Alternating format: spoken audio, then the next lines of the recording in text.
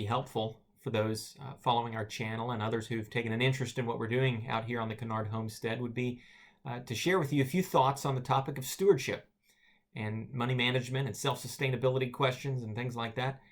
There are several lessons that we have learned along our journey that have made a real difference for us, and we thought might be helpful to share.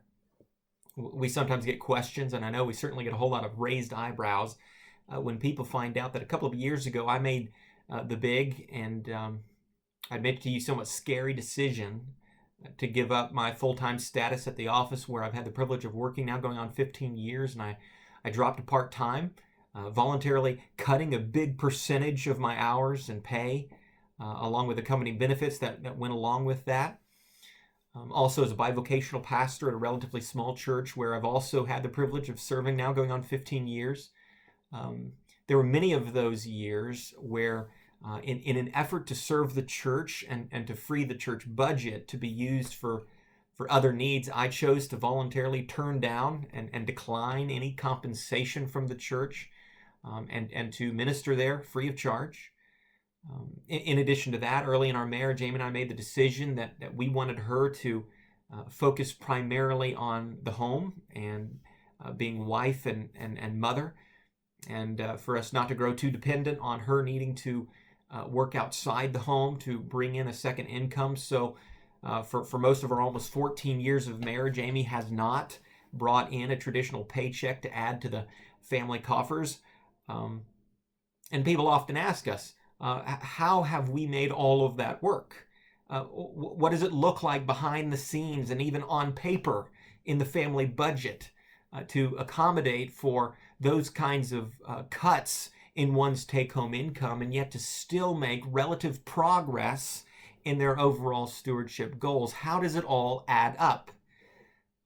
I know there are especially a lot of fellow homesteaders out there, and or even aspiring homesteaders who dream of one day weaning themselves off the 9-to-5 job in order to spend more time pursuing other goals, including the goal of turning their small yet honestly still insolvent hobby farm into something more. Ideally into an actual working and fruitful source of livelihood. And it all comes back to stewardship. Stewardship. If you're unfamiliar with the word, the idea of stewardship is a major biblical theme and one which Christians often use to talk about their responsibilities in faithfully managing the resources God has given them in life. Our conviction is that there is nothing that any of us have or earn or acquire that really even belongs to us.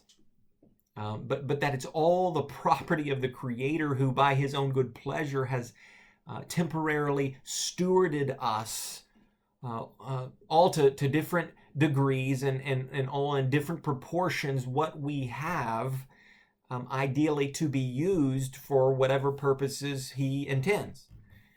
The whole topic of stewardship assumes there are both faithful and unfaithful ways to steward. That there are right and there are wrong ways to manage resources. And all things being equal, there are principles, both biblical and common, that when applied or not applied, as the case may be, produce resulting effects that, for the most part, can be expected, can be predicted, can be anticipated. All things being equal, of course. I mean, there is an element to this. There's an element of God's providence and his sovereignty and his grace that ultimately influences all of our circumstances. I understand that. But as much as it depends on us, there are different ways, different methods of stewardship that naturally by design produce different results. You give two men $1 and have them go their separate ways. One will potentially waste his dollar and the other find a way to multiply it. And I'll admit to you that there are probably plenty of dollars that our family has wasted over the years, but not all of them.